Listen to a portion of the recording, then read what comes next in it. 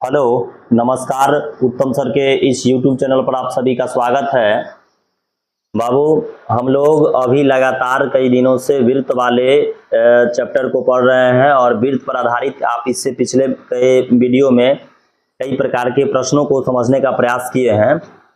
आप लोग देखे होंगे कि हम इससे पिछले वीडियो में आप लोग जैसे वृत्त का क्षेत्रफल होता है, वृत्त की परिधि होती है, वृत्त में जीवा क्या होते हैं, व्यास क्या होते हैं, हम इन चीज़ों के बारे में आप लोगों को इससे पिछले वीडियो में आप लोगों को बहुत अच्छा तरीका से समझाने का प्रयास किए हैं।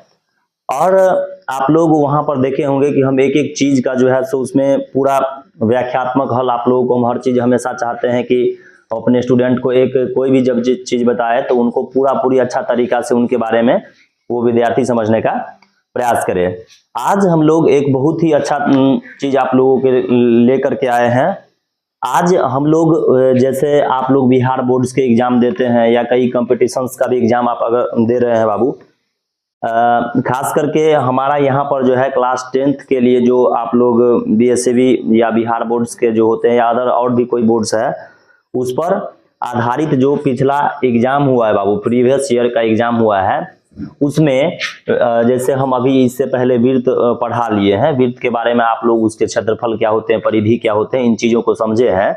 तो हम क्या किए हैं कि आज वृत्त के क्षेत्रफल एवं परिधि पर आधारित जो प्रश्न होगा आपका, जो इससे पिछले परीक्षाओं में पूछा हुआ है, उनको हम लोग आज देखने का प्रयास करते हैं कि वो किस पैटर्न पर होता है और कैसे वो बनता है। हम लोग कुछ सब्जेक्टिव क्वेश्चन को भी देखने का प्रयास करेंगे और ऑब्जेक्टिव सवालों को भी हम लोग देखने का प्रयास करेंगे और हम लोग एक बहुत ही अच्छा तरीका से इनको समझने का प्रयास करेंगे कि आज वृत्त वाले जितने भी सवाल हैं वो हम आप लोगों को समझा देंगे और आप लोग अगर ध्यान से इसको देखेंगे तो आप लोग को भी कोई दिक्कत नहीं होगा। आज हम लोग वृत्त पर आधारित ही सवाल को जानने का प्रयास करते हैं, जिसमें बाबू हमारा फर्स्ट आज का जो प्रश्न है वो है कि एक अर्धवृत्ताकार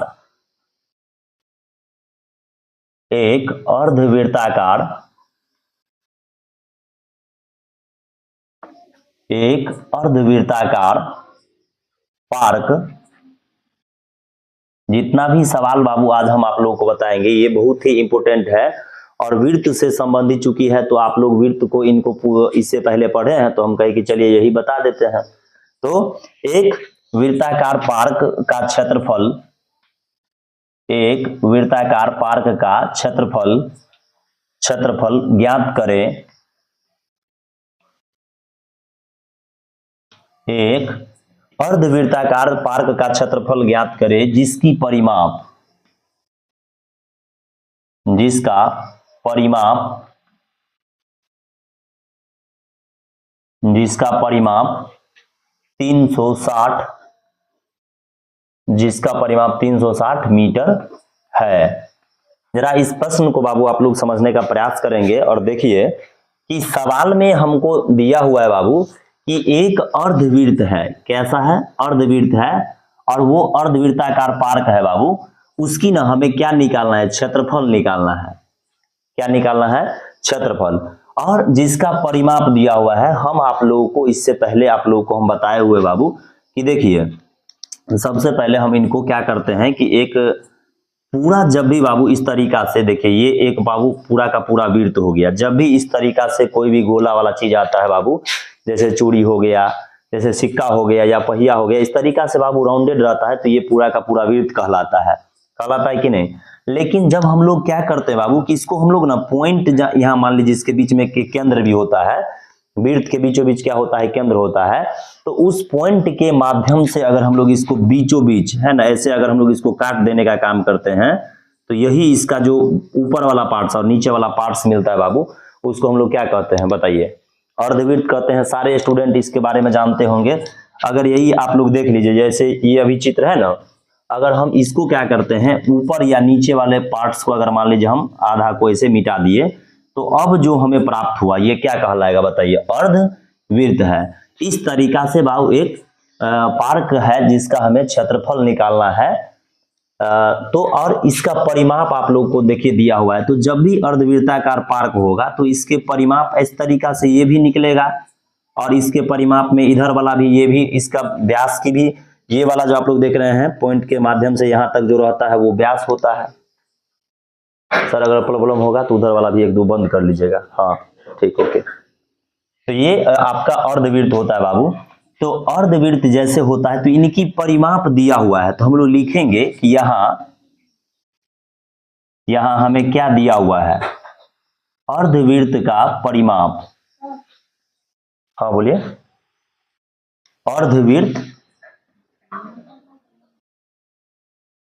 अर्धवृत्त का हमें परिमाप, बाबू आप परिमाप कहिए या परिधि कहिए, है ना। अर्धवृत्त का परिमाप हो या परिधि हो, ये हमारा दिया हुआ है कितना, 360।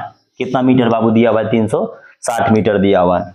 आप जरा ध्यान देंगे तो परिधि में ये वाला भी ऐड होगा एंड इसका जो व्यास है ये भी ऐड होगा बाबू।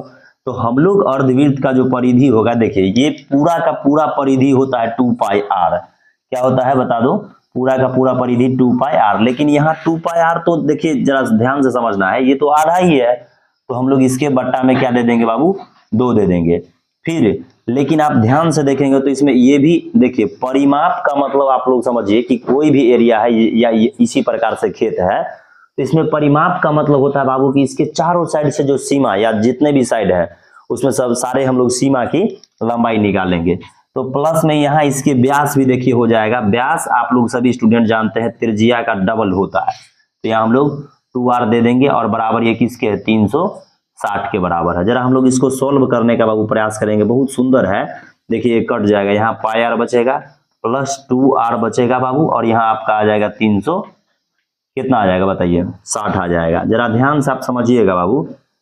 तो दोनों में r है तो हम लोग यहाँ से r को कॉमन कर लेंगे, पाई प्लस 2 बचेगा और इधर हो गया हमारा 360 आ गया, नहीं आ गया 360, और बराबर हमको देखिए r तो r ही रहेगा। पाई के मान सारे स्टूडेंट जानते होंगे 22/7 प्लस 2 आएगा बटे 1, और बराबर इधर हमारा आ गया 360। जरा हम लोग एक लाइन और बनाने का प्रयास करते हैं बाबू। r 7 और 1 का लघुत्तम 7 होता है। अगर आपको कोई भी बड़ा संख्या दे और कहेगा उसके 1 का लघुत्तम, तो वही संख्या, जैसे 20 और 1 का लघुत्तम 20 होगा, 50 और 1 का लघुत्तम 50 ही होगा। यहाँ 22 का 22 ही रहेगा, अब प्लस कितना हो जाएगा जरा बताइए, 7 एकम 7 हो जाएगा, बराबर हमारा आ गया 360, है कि नहीं बाबू।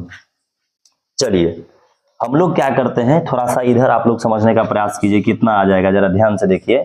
यहाँ हमारा हो जाएगा r बराबर r इंटू कितना हो जाएगा बाबू, 22 में अगर हम लोग, सॉरी 7 दूना तो यहाँ 2 है ना, तो 7 दूना यहाँ कितना हो जाएगा बाबू, 14 हो जाएगा।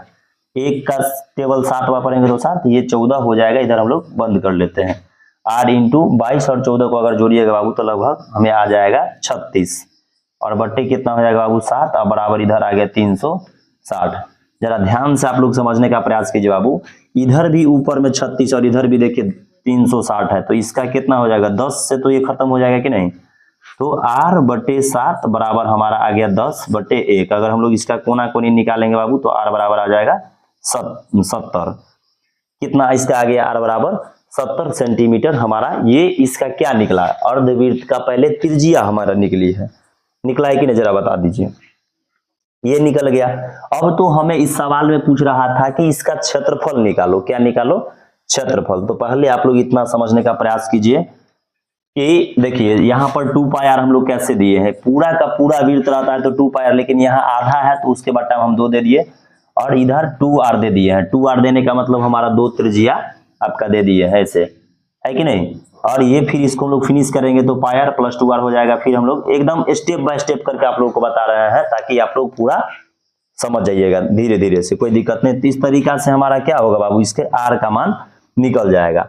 अब हम लोग इसी में जानने का प्रयास करते हैं कि वृत्त का भाई क्षेत्रफल हम लोग कैसे निकालेंगे। जैसे अगर हमको कह दिया कि इसी वृत्त का क्या निकालिए क्षेत्रफल, यहाँ से बाबू अलग है, आप लोग जरा देखने का इनको प्रयास कीजिएगा, ये अलग है ना। अब हमें निकालना है वृत्त का क्या चीज, क्षेत्रफल। तो सारे स्टूडेंट जानते हैं कि वृत्त के क्षेत्रफल का फॉर्मूला क्या होता है बाबू, पाई r स्क्वायर, और पाई का मान 22/7 होता है, एंड r का मान देखिए बाबू यहीं से निकल के आया कितना, 70 इंटू 70 हो जाएगा। 7 से 1 खत्म हो जाएगा, 10। अब इसको गुना करेंगे तो 22 गुने 10 गुने हो जाएगा बाबू 70। या फाइनली हमारा आंसर आ जाएगा बाबू 22 को 7 से हम लोग गुना करेंगे तो 154 है ना, और इस पर 2 शून्य, और मीटर है कि सेंटीमीटर, मीटर है ना, तो देखिए क्षेत्रफल कभी भी बाबू अगर हम लोग निकालते हैं ना तो उसमें हम लोग मीटर देंगे। आपको आ रहा है वाला कि नहीं? हाँ चलिए, तो ये क्षेत्रफल हम लोग कभी भी अगर बाबू हम लोग निकालते हैं तो उसमें हम लोग स्क्वायर देने का काम करते हैं। और अगर परिमाप आपको कहीं भी बाबू दिया जाएगा तो आप ध्यान से देखेंगे तो उसमें मीटर दिया जाता है, क्योंकि परिमाप एक जो है सो लंबाई होती है ना। ध्यान से इसको सीख लीजिए, कहीं दिक्कत तो नहीं है बाबू। चलिए, तो इस तरीका से आप इस वृत्त का क्या निकाल सकते हैं बाबू, क्षेत्रफल को आराम से गणना कर सकते हैं। ये हो गया हमारा फर्स्ट क्वेश्चन कि एक अर्धवृत्ताकार पार्क का क्षेत्रफल ज्ञात करना है, जिसकी परिमाप हमें कितना दिया हुआ बाबू, 360 मीटर स्क्वायर दिया हुआ है। ये बहुत बड़ा नहीं है बाबू, बहुत आसान है। क्या हम किए हैं कि अर्धवृत्त का परिमाप होता है 2πr/2, मतलब पूरा का, ऐसे देखिए पूरा गोल लेंगे तब ना 2πr होगा, लेकिन आधा लिए हैं तो बट्टे में 2 देंगे तो वो कट के पायर ही फिर बचेगा। और 2r इसलिए जोड़े हैं क्योंकि जब भी मान लीजिए अर्धवृत्त बनता है, अर्धवृत्त अगर आप कभी भी बाबू बनाइए तो उसमें त्रिज्या को अवश्य डबल करके जोड़ा जाता है, क्योंकि देखिए इसमें 2 इधर भी त्रिज्या और इधर भी त्रिज्या होती है ना। तो ये आप इतना समझ लीजिए, कोई आप लोग को प्रॉब्लम नहीं होगा, है ना। इससे पहले हम लोग क्या निकाले बाबू, इसके त्रिज्या को पहले निकाल लिए हैं और फिर इसके हम लोग क्षेत्रफल को निकाल लिए हैं। इतना आप लोग को समझने में कोई दिक्कत? चलिए हम लोग चलते हैं बाबू प्रश्न संख्या 2 की ओर। बहुत ही सुंदर सवाल आज हम लोग जानेंगे। चलिए मस्ती से हम लोग इनको समझने का प्रयास कर रहे हैं बाबू। देखिए ये था फर्स्ट क्वेश्चन जो हमारा अर्धवृत्त पर आधारित था, आधा वृत्त, है ना। समझते हैं कि नहीं? गांव घर में मम्मी पूरा रोटी को तोड़ करके देते हैं, ऐसे बीचों बीच तोड़ देते हैं तो वही आधा रोटी होता है ना, जिसको हम लोग एक खारा रोटी कहते हैं, है ना। अब पूरा गोल दे देता है रोटी तो कहते हैं एगो का एगो पूरा रोटी दे दिए, वृत्त, वो हो गया वृत्त। लेकिन आधा अगर उसको बीचों बीच हम लोग तोड़ देंगे तो वो अर्धवृत्त होता है ना। चलिए हम लोग क्वेश्चन नंबर बाबू 2 को देखना चाहेंगे। क्वेश्चन नंबर 2 प्रश्न है बाबू कि दो विभिन्न, बड़ा सुंदर सवाल है बाबू, दो विभिन्न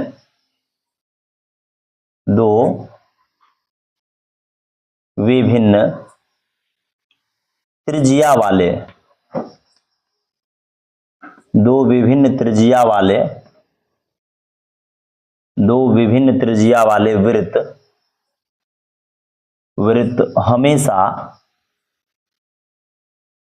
हमेशा क्या होते हैं,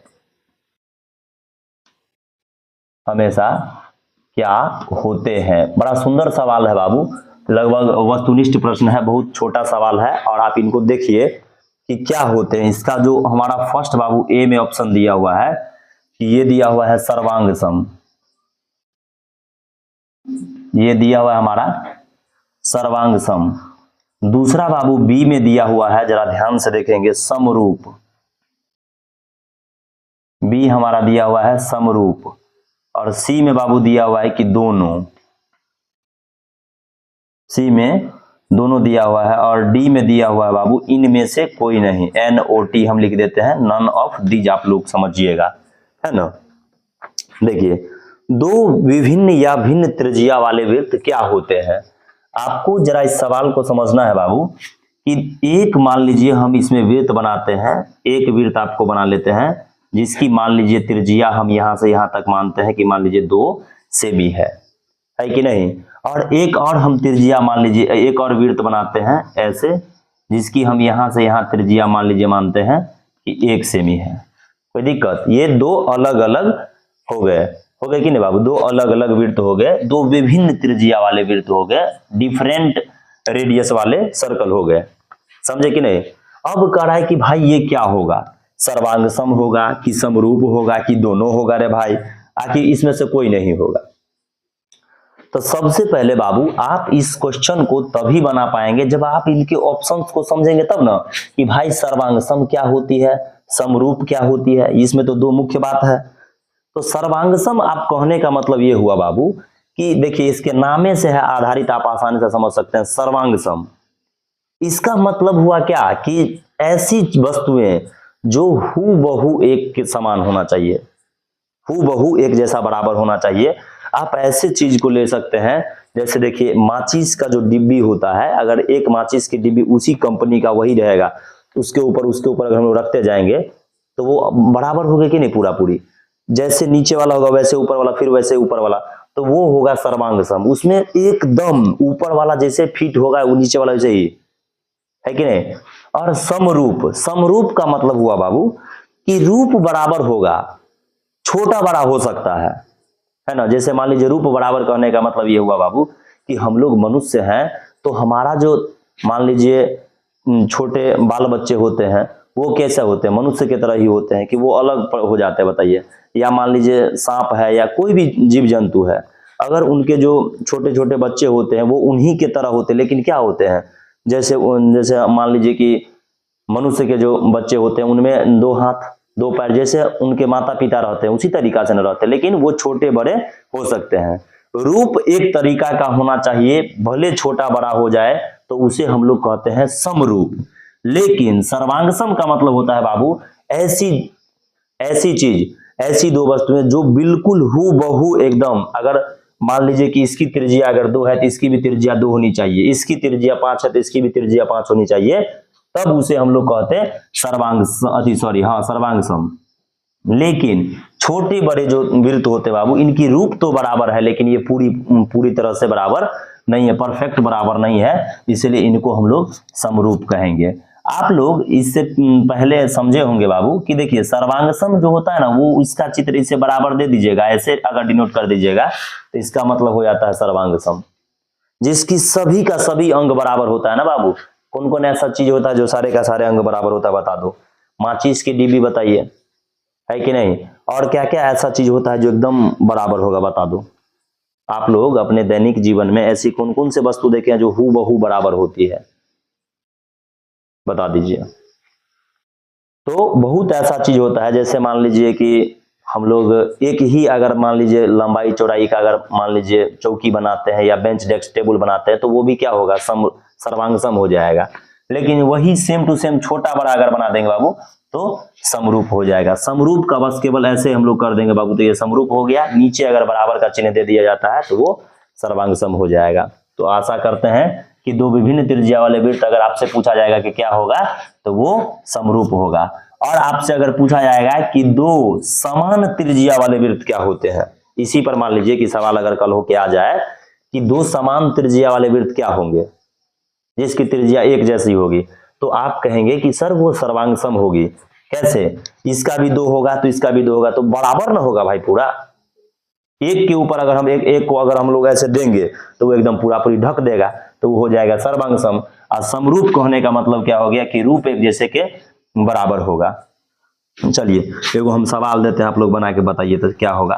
कि एक ऐसा त्रिभुज है, मान लीजिए एगो छोटकी त्रिभुज है, ऐसे बताइए ये समरूप होगा कि सर्वांगसम होगा। तो आप कहेंगे सर ये तो देखने में छोटा बड़ा लग रहा है लेकिन तो है तो त्रिभुज है ना, जैसे ये त्रिभुज है वैसे वो त्रिभुज है। तो जब ये छोटा बड़ा कब आता है ना तो याद रखना चला क्या बोलना है, समरूप, है ना। और जब ये बराबर, जैसे मान लीजिए कि अगर इसकी हम मानते हैं 2 सेंटीमीटर लंबाई हो है, यो 2 सेंटीमीटर, यो 2 सेंटीमीटर, ऐसा ही एक और हम चित्र बाबू बना दिए एकदम, देखिए यो हो जाएगा 2 सेंटीमीटर, यो 2 सेंटीमीटर, यो 2 सेंटीमीटर, तब तो ये पूरा परफेक्टली इक्वल हो गया ना। तो इसको कहेंगे कि ये सर्वांगसम होगा। लेकिन ये और ये क्या होगा, छोटा बड़ा है, तो ये हो जाएगा आपका समरूप हो जाएगा। समझ रहे मैडम, हाँ कि नहीं समझ रहे हो वो समझवे नहीं करती है। चलिए हम लोग थोड़ा सा अब अगला क्वेश्चन पर समझने का प्रयास करते हैं बाबू, एकदम पूरा इसको आप लोग सीख लीजिएगा बाबू। तो ऐसे सवाल को आप लोग कभी नहीं भूलेंगे, ये सब बिल्कुल देख करके आंसर लगाने वाला सवाल है, जिनको आप लोग आसानी से सीख लीजिए। चलिए हम लोग देखते हैं अगले प्रश्न को। वृत्त पर आधारित आज जो भी इंपोर्टेंट सवाल होगा जो आपके बोर्ड्स के एग्जाम में पूछा हुआ है, हम उनको समझाने का प्रयास कर रहे हैं। चलिए सवाल नंबर बाबू हम लोग आते हैं तीसरे पर। कहता है कि 8 सेंटीमीटर त्रिज्या वाले 8 सेंटीमीटर त्रिज्या वाले 8 सेंटीमीटर त्रिज्या वाले वृत्त वृत्त के अंतःवर्ग, वृत्त के अंतःवर्ग, वृत्त के अंतःवर्ग का क्षेत्रफल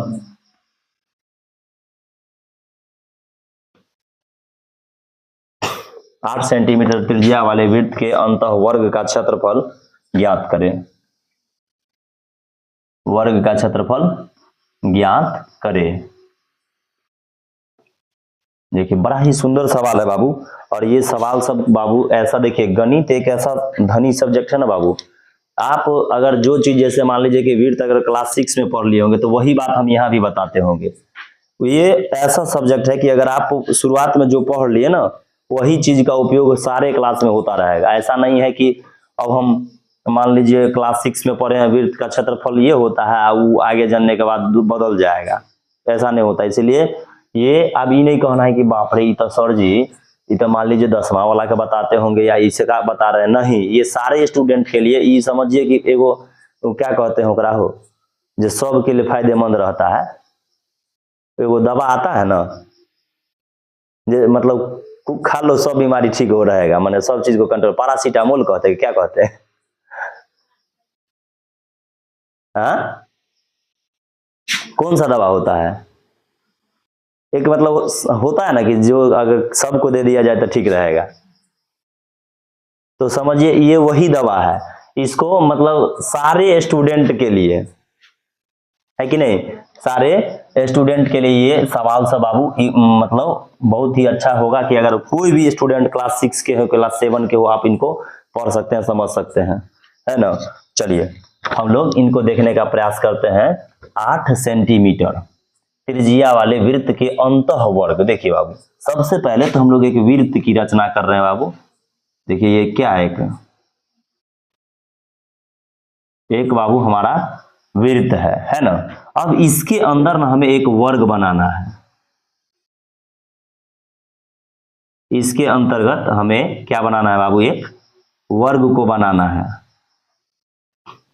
आप सभी स्टूडेंट जानते होंगे कि इसके बीच में केंद्र होता है, और कह रहा है क्या कि ये 8 सेंटीमीटर त्रिज्या वाले वृत्त के अंतः जो वर्ग होगा ना, उस वर्ग का तुम क्या ज्ञात करो, क्षेत्रफल निकालो। बस ये वर्गाकार पार्ट्स का ही आपको क्षेत्रफल निकालना है। जबकि बाबू इसकी त्रिज्या, इस वृत्त की त्रिज्या देखिए यहां से यहां तक, आप कहिएगा सर आप यहीं कह दिए, तो यहाँ चूंकि देखिए ये कनेक्टेड है इससे, तो ये इसकी त्रिज्या 8 सेंटीमीटर यहाँ दिया हुआ है। चलिए तो कैसे हम लोग इसके क्षेत्रफल की गणना करेंगे बाबू, ये आप लोग इनको समझने का जरा प्रयास कीजिए। तो सारे स्टूडेंट आप ये जानते होंगे बाबू कि अगर हम इसी को थोड़ा सा और आगे ऐसे बढ़ा देंगे, मान लीजिए ऐसे क्या करेंगे, इसको आगे बढ़ा देंगे तो ये भी 8 हो जाएगा, तो टोटल हमारा कितना हो जाएगा बाबू, 16।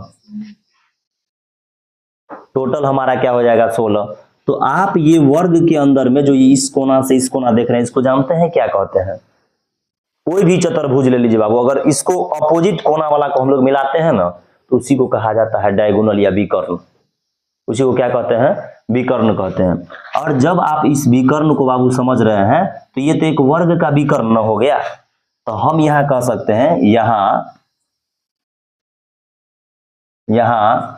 वर्ग का विकर्ण, वर्ग का विकर्ण कितना हो गया भी बताइए, वर्ग का विकर्ण बराबर हो गया 16। क्यों, क्योंकि 8 यहां तक और 8 ऊपर तक, तो 16 हो गया ना बाबू। तो लेकिन वर्ग के विकर्ण के तो आप सारे स्टूडेंट को फॉर्मूला हम बताए हुए हैं कि भुजा रूट 2 होता है, बराबर हो जाएगा 16। यहां से हम लोग भुजा निकाल लेते हैं बाबू, तो 16 बटे आ जाएगा रूट अंडर कितना, 2। अब हमें तो निकालना है भाई वृत्त का अंतः वाले वर्ग का क्षेत्रफल, माने जो आएगा वर्ग उसका क्षेत्रफल। तो ये आया भुजा, तो आप सभी स्टूडेंट जानते हैं वर्ग का क्षेत्रफल का फॉर्मूला क्या होता है, वर्ग का क्या चाहिए बाबू, क्षेत्रफल। वर्ग का क्षेत्रफल बराबर क्या होगा जरा बताइए, भुजा स्क्वायर, यानी हम लोग इसी का स्क्वायर कर देंगे, 16 बटे रूट अंडर 2 का क्या हो जाएगा बाबू, स्क्वायर। स्क्वायर कीजिए, 16 का स्क्वायर सब आदमी जानते होंगे बाबू 256, रूट 2 का स्क्वायर बाबू, बड़ा जो है ना रूट के स्क्वायर के बाबू दुश्मनी था, एकदम जवाना पूर्वक दुश्मनी, जानते हैं पुश्तैनी दुश्मनी जरा कहते हैं। देखिए अगर कोनो भी संख्या पर बाबू रूटो लागल है और उसी का स्क्वायरो किया हुआ है, तो ई रूट 2 के आ रूट ई रूट के बाबू देखिए, ई दू नहीं हम कहते हैं, ई मतलब रूट जो देख रहे हैं इसको, आ इस दू का कह रहा था क्या गणितज्ञ सब की दोनों में ना पुराना दुश्मनी था।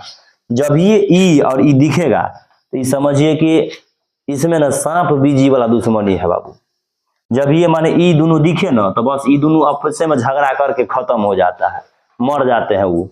तो खाली देखिए बाबू पड़ोसी है ना, इसी का है पड़ोसी। तो देखिएगा जब दूगो पड़ोसी का लड़ाई होता है तो तीसरा पड़ोसी के फायदा हो जाता है कि नहीं। तो ई दोनों के सांप बीजी वाला दुश्मनी है, तो ई दोनों आपस में लड़ते लड़ते खत्म, आ ई जो है सो ई एकदम बाहर निकल जाता है।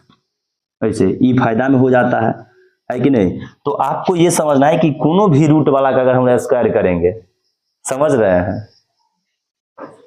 हंस रहा है सब, सांप बीजी वाला खेला कह दिया ना इसमें, इसलिए है ना। देखिए बाबू ऐसा सांप बीजी वाला खेला नहीं होता है, मतलब हम ऐसे ही आप लोग को बता रहे हैं कि ये रूट 2 है, मतलब ये रूट है। रूट का मतलब होता है किसी भी संख्या का पावर 1/2। 1/2 को देखिए अगर हम लोग 2 से गुना करेंगे तो कैंसिल नहीं हो जाता, खत्म।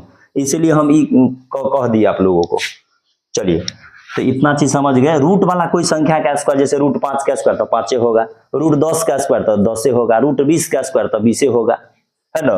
इसलिए रूट 2 का होल स्क्वायर 2 होगा, तो इसका 2 हो जाएगा। जब ऐसे 256 को 2 से भाग दीजिएगा तो 128 सेंटीमीटर या मीटर स्क्वायर इसका फाइनल आंसर आ जाएगा। आप इस तरीका से इस सवाल को बना सकते हैं।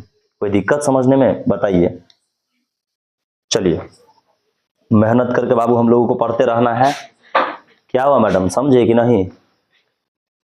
अब हम लोग चौथे सवाल को समझने का प्रयास करेंगे। बहुत ही सुंदर सवाल है बाबू, और इस प्रकार के सवाल कॉम्पिटिटिव एग्जामिनेशन में भी कई पूछा जा रहा है, कई एंट्रेंस एग्जाम हुआ उसमें भी पूछा जा रहा है ना। तो याद रखना है 8 सेंटीमीटर त्रिज्या वाले वृत्त के अंतः वर्ग का क्षेत्रफल हमें निकालने के लिए कहेगा, तो कैसे निकालेंगे, है ना। या मान लीजिए अभी यहाँ 8 सेंटीमीटर दिया हुआ है और हम पढ़ा रहे हैं, अब कल कोई स्टूडेंट जाएगा एग्जाम में बैठेगा, कहेगा अब यहाँ पर चेंज कर देगा क्या कि 12 सेंटीमीटर त्रिज्या वाले वृत्त के अंतः वर्ग का क्षेत्रफल ज्ञात करें, तो जा सर उत्तम सर के तो सवाल नहीं मिला हो, सर तो 8 वाला बताए थे। अरे नहीं, इस पर कोनो मान दे के बताया जा सकता है, यहाँ पर कोनो मान दे देगा तो तुमको ये याद रखना है, समझे कि नहीं बाबू। तो अब हम लोग चलते हैं जरा आगे क्वेश्चन नंबर 4 पर। आज बहुत ही बाबू गर्दा सवाल लेके आए हैं आप लोगों के लिए एकदम। आई हम नहीं, ये समझिएगा कि उत्तम सर सेट किए हैं, नहीं ये हम थोड़ी सेट किए हैं, ये आप लोगों के परीक्षा में जो है वो पहले वाला सब क्वेश्चन बैंक वाला वही सब सवाल को बता रहे हैं, ताकि हमारे विद्यार्थी को डबल फायदा हो जाएगा, सवाल भी सीख जाएगा, क्वेश्चनों बैंक ऊपर खत्म। हंस रहा हो। चलिए सवाल नंबर हम लोग देखते हैं। सवाल नंबर कितना होगा, 4 होगा बाबू, हो 4। चलिए 4 हम लोग देखते हैं। एक वृत्त के चतुर्थांश, एक वृत्त के चतुर्थांश, एक वृत्त के चतुर्थांश का क्षेत्रफल ज्ञात कीजिए।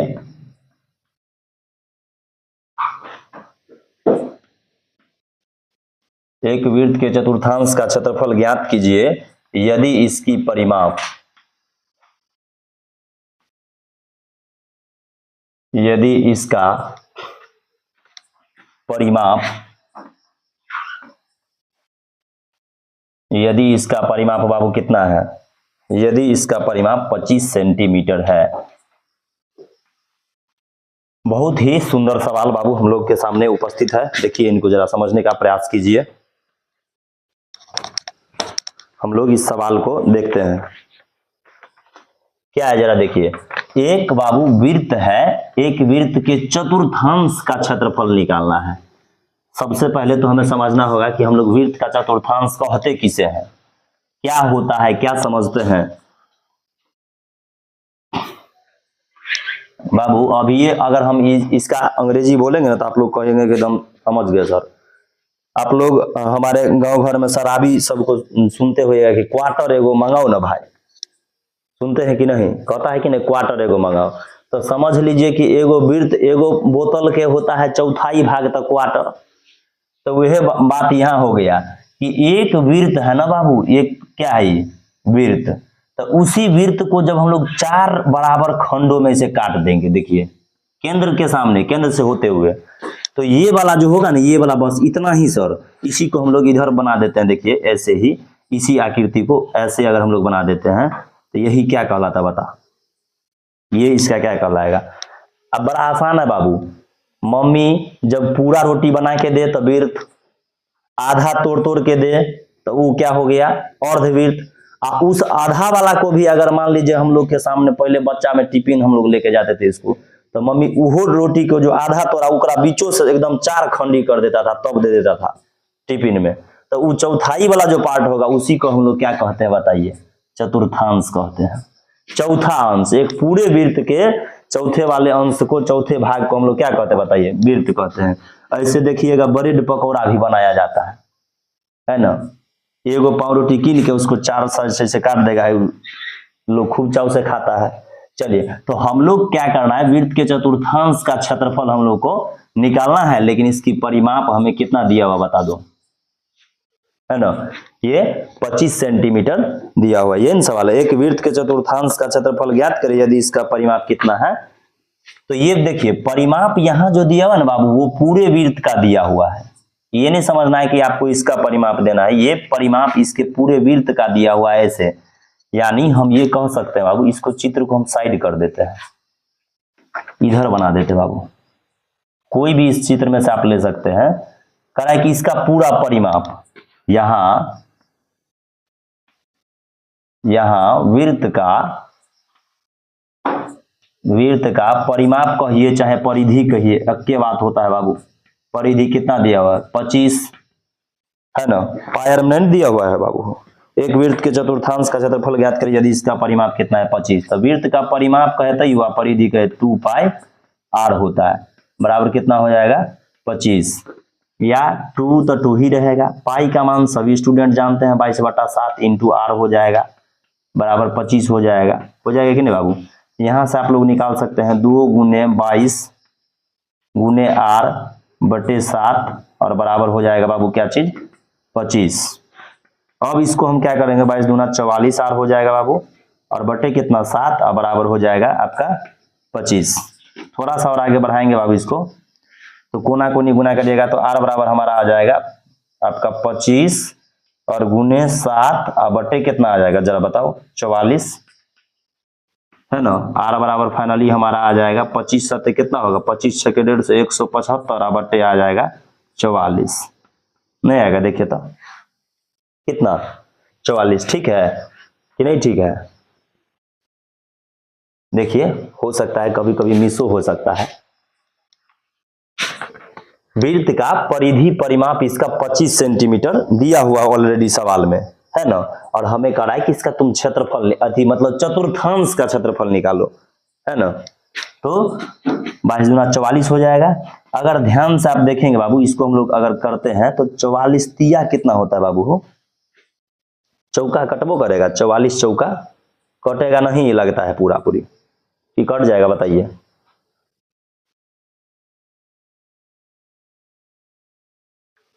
चौवालीस चौका लगभग ही लगता है पूरा। अगर 176 जैसे 44 को 4 से अगर मल्टीप्लाई किया जाए सर, 4 चौके 16 इसीलिए 4 चौके 16 1, तो 176 अगर रहता तो लगभग 4 के बराबर पूरा पूरी कट जाता है ना। तो ये पूरा पूरी लगभग 4 से ऐसे मतलब समझे 3.99 होगा, तो इसको हम लोग ऐसे किसके बराबर ले लेते हैं 4 से, ये फाइनली कट जाएगा। 176 रहता तब 4 से कटता, तो एक हम अप्रोक्सीमेट के रूप में यहाँ पर ले लेते हैं। अब हम लोग निकालेंगे क्या चीज, वृत्त का क्षेत्रफल, सॉरी वृत्त के चतुर्थांश का क्षेत्रफल, वृत्त के चतुर्थांश का क्या चीज बाबू क्षेत्रफल, वृत्त के चतुर्थांश का क्या चीज क्षेत्रफल। तो देखिए पूरा वृत्त का क्षेत्रफल सारे स्टूडेंट जानते होंगे पाई स्क्वायर, लेकिन 4 चौथाई का ना निकालना, तो बट्टे में क्या दे देंगे 4 दे देंगे, समझे कि नहीं समझे। तो अब हम लोग क्या करेंगे जरा इसको देखिए, पाई तो पाई ही रहने देते हैं, गुने r का मान देखिए लगभग 4 के बराबर है, तो 2 4 हो जाएगा, बटे कितना हो जाएगा 1 4 1 4 1 4 कट जाएगा, तो फाइनली इसका 4 पाई इसका आंसर हो जाएगा। वृत्त के चतुर्थांश का अगर क्षेत्रफल पाई के रूप में अगर निकालेंगे तो, नहीं तो उसको मान लीजिए अगर हम लोग दशमलव में निकालना चाहते हैं तो उसका आप पाई का मान 22/7 बैठाइए, फाइनली आपको आंसर आ जाएगा। तो समझे कि नहीं बाबू? तो वृत्त के चतुर्थांश का मतलब हुआ बाबू चौथा भाग, क्वार्टर पार्ट। उसके क्वार्टर पार्ट्स को देखिए, ये क्वार्टर पार्ट्स इसके हुए ये सब बाबू, है ना। चलिए, इतना चीज समझने में आप लोग को कोई परेशानी हुआ? वृत्त के चतुर्थांश का क्षेत्रफल, तो पहले वृत्त का परिधि जो दिया हुआ उससे हम लोग त्रिज्या निकाल लिए। 176 आता तब पूरा पूरी करता है, तो हालांकि 3.99 हम दे दिए बाबू, इसको लगभग 4 मान सकते हैं। क्या हुआ है? एगो ये देखिए ना, बहुत अच्छा तरीका से समझ रहे हैं कि नहीं सर आप? हैं? चलिए हम लोग क्वेश्चन नंबर 5 की ओर चलते हैं। सर बहुत सुंदर, बहुत आसान सब सवाल हम आप लोगों के लिए लेकर के आए हैं। बाबू पढ़ाई बड़ा दुनिया में अनमोल चीज है, पढ़िए सारे स्टूडेंट पढ़िए। हम लोग फिर 4 क्वेश्चन को सीखे हैं, बड़ा आनंद से बाबू हम पढ़ा रहे हैं। आज इसको सीखिए, सब स्टूडेंट सीखने का प्रयास कीजिए। चलिए हम लोग देखते हैं प्रश्न संख्या कितने को बाबू, 5 को। 5 बाबू एक बड़ा सुंदर सवाल है कि यदि एक वृत्त की परिधि, एक वृत्त की परिधि, एक वृत्त की क्या चीज बाबू, परिधि 2 पाई से बढ़ाकर, 2 पाई से बढ़ाकर 4 पाई कर दिया गया, 4 पाई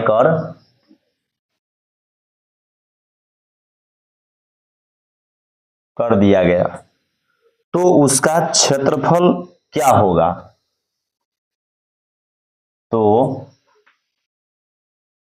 उसका क्षेत्रफल क्या होगा, या कितना गुना हो जाएगा, क्या होगा, या आप इस सवाल का आंसर ऐसे भी निकाल सकते हैं, कितना गुना हो जाएगा। जैसे आपको अगर बोला जाएगा कि एक वृत्त की परिधि अगर मान लीजिए 2 पाई था, पहले कितना था बाबू 2 पाई, लेकिन 2 पाई से बढ़ा के कितना कर दिया गया बाबू 4 पाई कर दिया गया, तो उसका क्षेत्रफल क्या होगा। यानी नया वाला हमारा कितना है बाबू, वृत्त की परिधि, वृत्त की परिधि पहले कितना था जरा बताइए। वृत्त की परिधि पहले कितना था 2 पाई था, लेकिन हम लोग इसका सूत्र जानते हैं, वृत्त की परिधि क्या होता है बताइए। वृत्त की परिधि 2 पाई आर, ना किसी से इश्क ना किसी से प्यार, वृत्त की परिधि 2 पाई आर। तो देखिए इधर भी 2 पाई, इधर भी 2 पाई, 2 पाई खत्म, यहाँ हमको बचेगा आर बराबर 1, नहीं बच गया 1। अब नया वाला कहता है क्या, बढ़ा के कितना कर दिया गया 4 पाई कर दिया गया। वृत्त का परिधि, वृत्त का परिधि कितना हो जाएगा जरा बताओ। वृत्त की परिधि कितना 4 पाई कर दिया गया, 4 पाई ना कर दिया गया, तो इसका परिधि कितना होता है बाबू 2 पाई आर होता है, बराबर 4 पाई हो गया। तब इधर से पाई पाई खत्म, 2 दूना 4, तो आर क्या हो गया 2 हो गया। देखिए ध्यान से समझिएगा, इसकी त्रिज्या को डबल कर दिया गया, तभी ना बाबू इसकी परिधि क्या गुना। देखिए यहां से भी समझ सकते हैं, इस सवाल को इतना बनाने का जरूरत नहीं था, आप यहां से भी समझ सकते हैं कि एक जो 2 पाई है परिधि, इसके डबल कर दिया गया, तब ना 2 पाई 4 पाई हो गया, डबल कर दिया गया, तो इसकी त्रिज्या को जब 2 गुनी कर दिया गया तो क्षेत्रफल कितना गुना हो जाएगा। अतः वृत्त का क्षेत्रफल, अतः वृत्त का क्षेत्रफल, आप सभी स्टूडेंट जानते हैं वृत्त का क्षेत्रफल क्या होता है बता दो, पाई आर स्क्वायर। यानी त्रिज्या को क्या कर दिया गया बाबू, डबल कर दिया गया। तो डबल हम लोग करेंगे तो कितना हो जाएगा, इसी चीज को 2 गुना कर दो, पाई इंटू 2r का होल स्क्वायर हो जाएगा, पाई इंटू कितना हो जाएगा बताओ 4r स्क्वायर हो जाएगा। यानी आप फाइनली देखेंगे बाबू, तो 4 को हम आगे कर लेते हैं, पाई आर स्क्वायर, यानी 4 गुना हो जाएगा। देखिए क्षेत्रफल कितना गुना हो जाएगा, 4 गुना। इतना करने का आप लोगों को जरूरत नहीं था, ये हम पूरा डिस्क्राइब, पूरा व्याख्या करके बाबू बता दिए हैं। यहां क्या होगा कि परिधि को 2 गुना किया गया, इसके मतलब त्रिज्या डबल हुआ। क्या हुआ, लोग का टाइम हो गया क्या, कोई दिक्कत नहीं। देखिए एक वृत्त है जिसकी परिधि को क्या कर दे बाबू, डबल कर दिया गया, तो सिंपली बात है कि त्रिज्या भी डबल होगा, और जैसे त्रिज्या डबल होगा तो उसके अगर हम लोग करेंगे तो वो उसका क्षेत्रफल उसका क्या हो जाएगा बताइए, 4 गुना। इसका आंसर फाइनली हो जाएगा। चलिए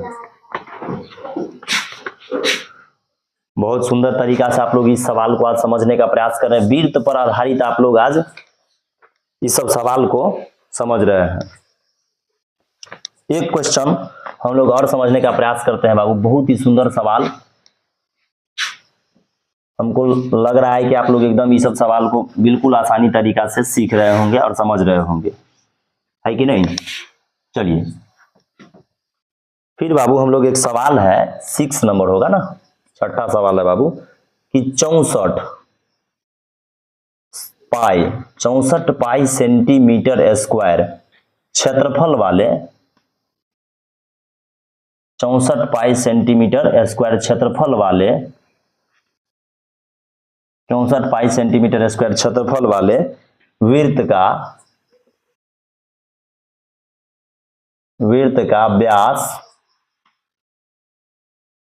का व्यास क्या होगा।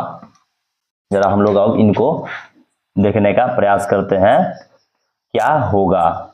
यानी 64 सेंटीमीटर स्क्वायर क्षेत्रफल है किसी वृत्त का, इसका क्या बाबू व्यास क्या होगा। तो हम लोग सिंपली बात है कि भाई क्षेत्रफल दिया हुआ है तो वृत्त का क्या चीज लिख लेंगे, क्षेत्रफल। कितना दिया हुआ है बाबू बताओ, 64 पाई ये दिया हुआ है, और वृत्त का क्षेत्रफल होता क्या है, पाई आर स्क्वायर होता है, बराबर 64 पाई रहेगा। देखिए इस साइड से भी पाई खत्म, इस साइड से भी पाई खत्म, तो आर बराबर क्या हो जाएगा, देखिए स्क्वायर चलेगा तो रूट हो जाएगा इधर। इसका मतलब है कि आर का हमारा मान कितना आ गया बाबू, रूट 64 का मान 8 सेंटीमीटर। लेकिन हमें तो निकालना है क्या चीज बाबू, वृत्त का व्यास। क्या निकालना है बाबू, व्यास, यानी त्रिज्या के डबल को हम लोग व्यास कहते हैं। तो फाइनली इसको हम लोग डी निकालेंगे, तो डी होता है 2r, यानी 2 × 8, 8 दूना 16 सेंटीमीटर। इसका फाइनली आंसर हो जाएगा। देखिए एकदम मस्त तरीका से आप लोग इनको समझने का प्रयास कीजिए, बहुत ही सुंदर है बाबू, है कि नहीं। इसी तरीका से आप लोग जो है सो 64 पाई सेंटीमीटर स्क्वायर, इस तरीका से आप और भी सवाल को बना सकते हैं। चलिए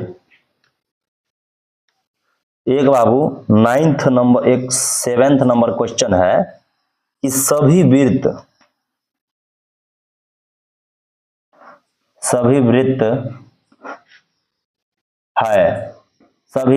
क्या है, जरा बताइए। ऑप्शन 1 दिया हुआ है बाबू सर्वांगसम। सभी वृत्त क्या है, सर्वांगसम, पहला दिया हुआ है। दूसरा दिया हुआ ऑप्शन है बाबू समरूप। तीसरा दिया हुआ बाबू असमरूप। तीसरा कैसा दिया हुआ है, असमरूप। और चौथा दिया हुआ है बाबू क्या चीज, इन नोट, एनओटी मतलब समझिएगा नन ऑफ दिस, हिंदी में इसका होगा क्या चीज, इनमें से कोई नहीं। तो सभी वृत्त क्या है बताइए। सभी वृत्त का मतलब हो गया छोटका होगा, बड़का होगा, वो से बड़ होगा, सब वृत्त क्या होगा बताइए। तो सभी वृत्त क्या होंगे बाबू, तो एक बात बताइए, कभी ये आकार में एक जैसा हो सकता है, नहीं होगा। तो ये सर्वांगसम नहीं ना होगा। सर्वांगसम हम अभी ये समझा, सर्वांगसम के मतलब होता है कि सब हूबहू बराबर। अगर इसका त्रिज्या 2 तो इसका भी त्रिज्या 2, मतलब दुनिया में जितना वृत्त होता है सबका त्रिज्या 2 ही होता है का, 3 भी हो सकता है, 4 भी, 5 भी।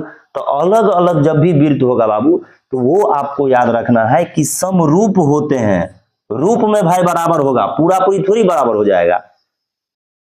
सभी वृत्त अगर आपसे पूछा जाता है कि क्या होगा, तो आपको जवाब देना है समरूप, है ना। सर्वांगसम नहीं जवाब देना है। सर्वांगसम कहने का मतलब ये हो जाएगा कि सारे का सारे अगर 2 ही त्रिज्या वाले दे देंगे, सारे का सारे 5 ही त्रिज्या वाले दे देंगे, तब वो क्या हो जाएगा बाबू, सर्वांगसम। और अगर दिया हुआ इस तरीका से तो ये हो जाएगा ये समरूप। तो इतना सवाल आप लोग आज समझने का प्रयास किए हैं। आशा करते हैं कि आप लोगों को आज का ये सेशन पसंद आया होगा। आप लोग इनको समझने का प्रयास कीजिए। ऐसे ही हम लोग बहुत ही मस्त एकदम सुंदर तरीका से और भी आप लोगों को सवाल अगले वीडियो में लेकर के आएंगे, और इनको समझिए मस्त तरीका से। हर चीज को बाबू प्रयास करते रहिए। तब तक के लिए नमस्कार, धन्यवाद। फिर हम लोग मिलेंगे अगले वीडियो में। पहले इनको आप लोग सीख लीजिए, सभी हर सवाल को सीखने का प्रयास कीजिए। Thank you. ओके।